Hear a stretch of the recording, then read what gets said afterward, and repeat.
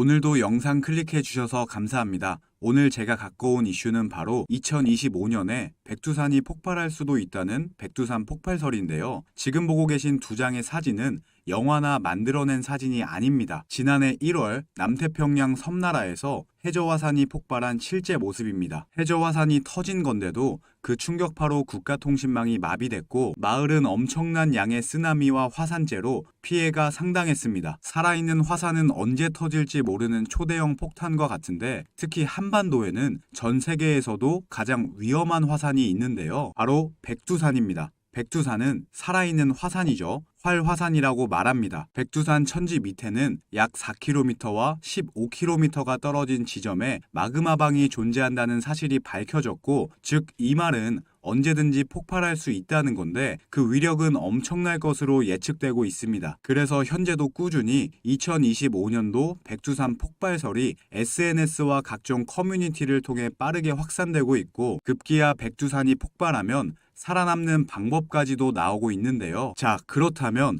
2025년도 백두산 폭발설은 정말 실체가 있는 걸까요? 백두산의 폭발 주기는 100년 주기를 바탕으로 합니다. 백두산의 마지막 분화 기록은 1925년 기록인데 이로부터 100년 뒤인 2025년에 백두산이 폭발할 것이라고 보고 있는 겁니다. 만약 백두산이 폭발하게 된다면 그 위력은 어느 정도일지 알아보면 대표적으로 밀레니엄 분화 또는 천년 대분화라고도 불리는 이 폭발은 천년에 한 번 있을 법한 엄청난 위력을 보여서 붙은 이름입니다. 지난 2000년간 초대형 화산 폭발 중 하나로 통가화산 폭발이 있었죠. 만약 백두산 폭발이 일어난다면 당시 이 폭발력보다 최대 1000배 정도 강할 것으로 추정됩니다. 화산 폭발 지수는 크게 1단계부터 8단계로 나뉘고 한 단계씩 올라갈 때마다 그 폭발력은 10배 정도 높아지는데 폼페이를 하루 만에 땅속에 묻어버린 베수비오 화산 폭발은 겨우 5단계였습니다. 그리고 946년 백두산 폭발은 7단계였고요.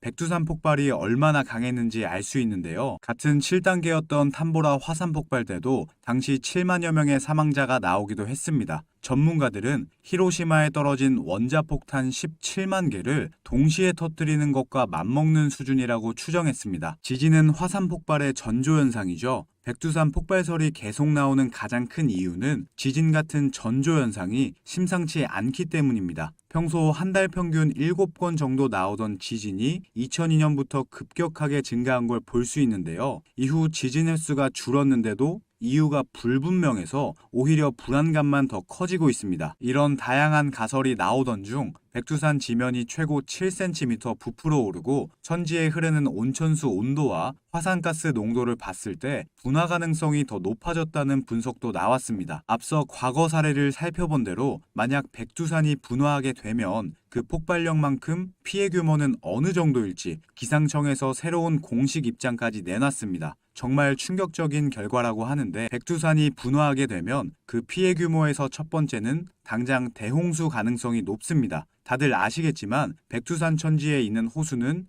약 20억 톤의 물이 있는데요. 물과 암석 그리고 토사가 섞인 물이 흘러내리면서 주변 지역은 흔적도 없이 매몰됩니다. 또 화산 폭발로 뿜어져 나오는 이산화탄소, 즉 화산가스는 주변 생물들을 즉시 질식시켜 죽게 만든다고 합니다. 심지어 이 가스가 퍼지는 데까지 불과 1시간이라고 합니다. 용암과 화산재는 더 무서운데요. 뜨거운 쇳물 같은 용암은 흘러내리면서 모든 걸 녹이고 태워버립니다. 특히 용암의 부스러기인 화산재는 인명피해의 가장 큰 원인이 되기도 했습니다. 화산재가 인체로 들어가게 되면 치명적 질환을 일으킬 위험성이 높아지고 또 교통과 통신망은 물론이고 전력 공급까지 마비될 수 있습니다. 추가로 화산재가 쌓이게 되면 농장 피해만 4조 5천억 원 정도로 예상된다고 합니다. 자, 그런데 2018년부터 백두산을 감시하고 있는 기상청에서 예상 밖의 입장을 발표했습니다. 2025년 백두산 폭발 가능성은 희박하다는 입장인데요. 기상청 공식 발표에 따르면 2018년 이후 지표 변화는 매우 안정적이고 별다른 조짐 없이 분화하는 경우도 있지만 최근 자료를 보면 분화 가능성이 아주 낮다